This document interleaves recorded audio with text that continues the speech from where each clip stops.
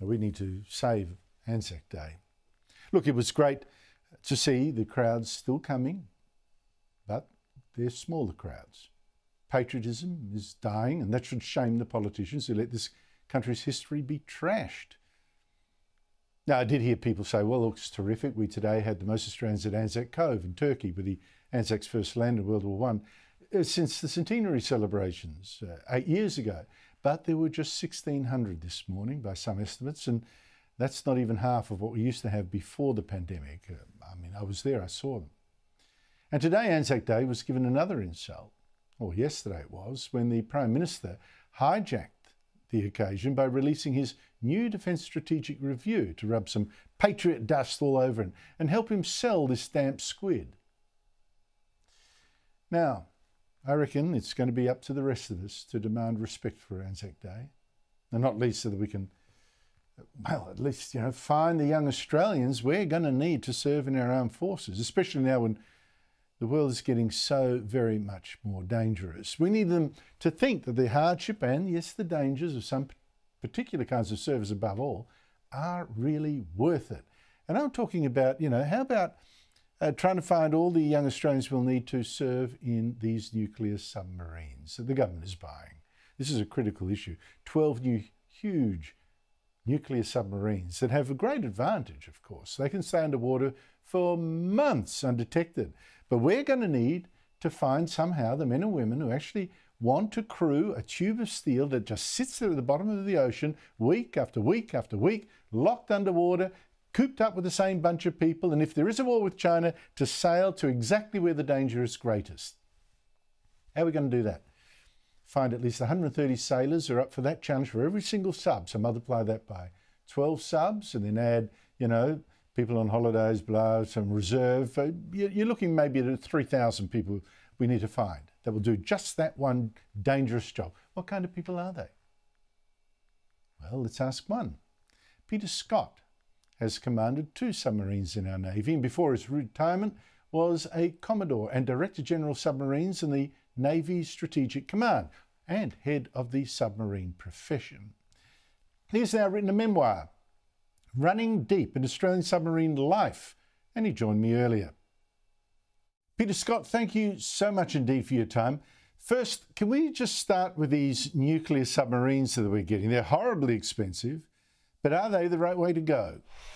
Thanks, Andrew. They're absolutely the right way to go. I've long been of the view that our geographic and geostrategic circumstances demand a nuclear submarine capability. It's not just the extent of our coastline, but it's the vastness of the Indo-Pacific region and the distances that our submarines need to travel to find themselves in strategically significant waters. And nuclear submarines, with the endless power and the speed and the range that they bring to operations, come with a tremendous amount of operational flexibility, and they can deliver a hell of a punch when they need to.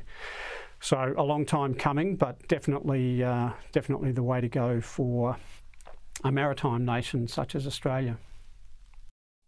Now, the advantage of the nuclear submarines is exactly one of the problems the Navy's going to have to face, in that you're going to need to find sailors prepared to stay underwater now for months. The ones that you commanded, they were diesel ones that at least came up for air every now and then. These won't have to, and probably won't either.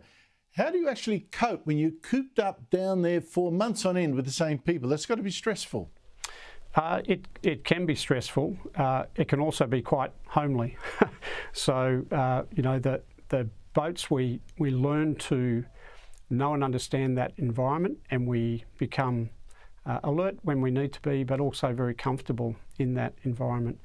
And yes, the nuclear boats will have substantially more endurance in some ways than the conventionally powered submarines that we currently operate.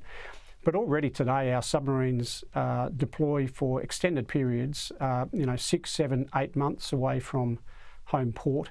And most of the time they're away, they'll be dived. So there'll be perhaps a matter of degree, but it's something that sailors deal with today and deal with very well. If I were to join the Navy, I'd probably prefer to serve on an aircraft carrier or something like that, because at least you can play sport on the deck when it's not in operation. You get lungfuls of fresh air, a beautiful view every now and then. But in a submarine, you've got none of that. How hard do some people find that? Yeah, you might, Andrew, and plenty of people do, and they make those choices. I think what I'd say from my experience is that there's a couple of things that kept me going back to submarines all the time.